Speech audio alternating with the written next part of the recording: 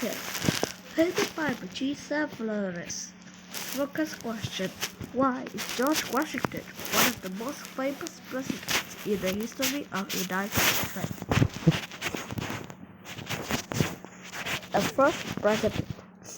On a bright day in 1789, George Washington began the oath that would make him president. It been a long, but rewarding journey to this moment. Washington had already served his country as a military leader, and now he would serve as its highest political leader. As he finished the oath of office, the large crowd cheered loudly. George Washington was now the first president of the United States of America. Mount Vernon. George Washington was born on February 20, 1732.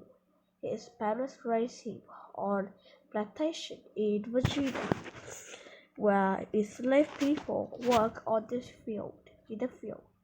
When George was just 11 years old, his father died. George's half-brother helped raise him instead. In his youth, George did not have much formal education. He learned more by overseeing the work on the Mount Everest, the family home and George's favorite place. However, he also loved the military and would soon get a chance to serve. Washington goes to war. At that time, the United States was not yet a country. Each state was a British colony, one area controlled by another country. There was no national army at that time. Instead, each colony had its own army.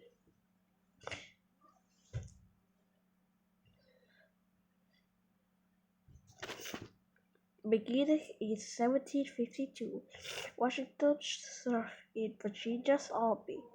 By 1754, the war had begun between Great Britain and France. Both wanted to control land in North America, so many tribes joined forces with the French, so that the war was called the French and Indian War. Washington led the Virginia army on behalf of the British and helped win a major battle. People began to see that he was dreaming of returning to Mount Vernon. There, in 1759, buried Martha Curtis, fighting for independence. By the 1770s, people living in the colonies were unhappy. Great Britain was charging taxes on products in the colonies, such as tea. Colonial leaders met for nearly 2 months at the First Continental Congress in September 1774. They made a plan to stand up to the British and protect the colonies' basic rights. Some leaders were entirely. Washington attended the meeting in full uniform. He was prepared to fight. But the Great Britain didn't agree to the plan. Great Britain did not agree, and the colonial leaders held the Second Continental Congress in the spring of 1775. At that meeting, they set up a new government. They asked George Washington to lead the new Continental Army against British. The colonies were ready to fight for the independence. Washington won his first victory in March 1776. He successfully pushed the British army out of Boston into New York City. The British could not be easy to beat. However, they had a powerful army led by General William Howe. while leaders completed plans for the independence. During the summer of 1776, Washington's troops came under attack by Howe and his forces, on defeating the Continental Army at the Battle of Long Island, New York. There, the British killed 300 men and captured more than 1,000 others. Washington was forced to retreat. Washington camped on the peninsula side of the Delaware River had an idea. The enemy had stopped the New Jersey on the other side of the river on a cold Christmas night in 1776. Washington led his men across the river in a surprise attack. It led to an important victory. The war would continue for another 5 years. In 1778, France joined forces with the Continental Army. Finally, in 1781, Washington marched to Yorktown, Virginia, where he and the French forces surrounded the British. The British surrendered and the war was over. The colonists had won a new country. In 1787, leaders held a convention to come up with a plan for the new government. The Constitution. George Washington led the meeting and impressed everyone with his leadership. It was no surprise when he was asked to be the first president of the United States. Washington did not want the job, but he felt a duty to say yes. So in spring of 1789, he left Mount Vernon for New York City, where he became the President of the United States on April 30. As America's first president, Washington had a number of important tasks to do. The most important task was to set up government described as the Constitution. Washington's style of leadership was a good match for this task.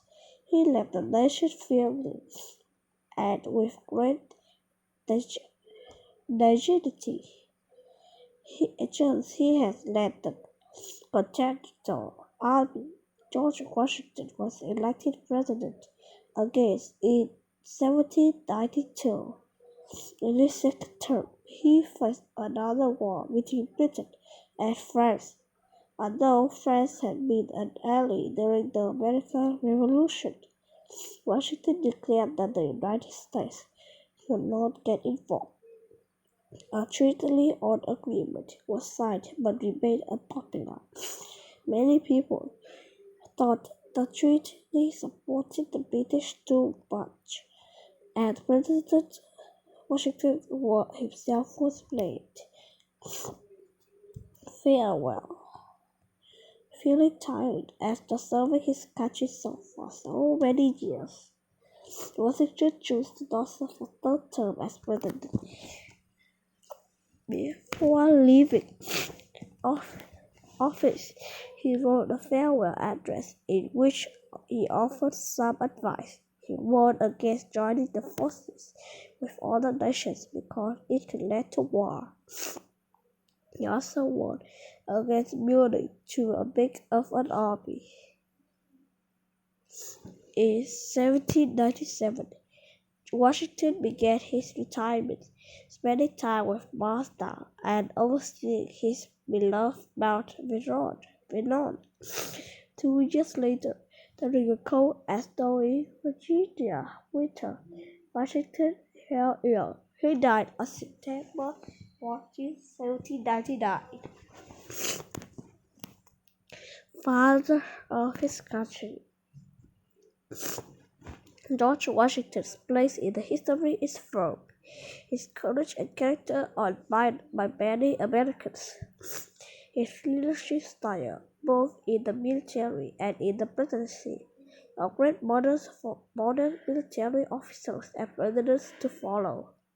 A congressman at the time said Washington was the first in war, first in peace, first in horse of his countrymen.